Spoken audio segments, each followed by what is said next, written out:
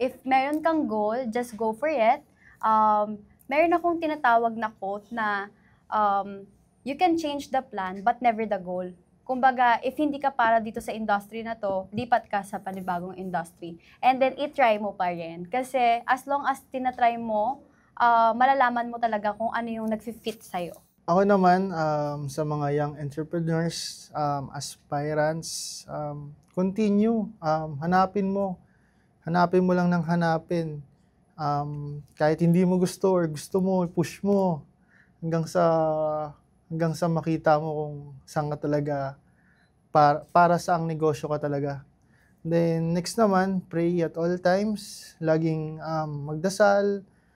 Next naman, be humble. Yun, talagang try and try until you succeed.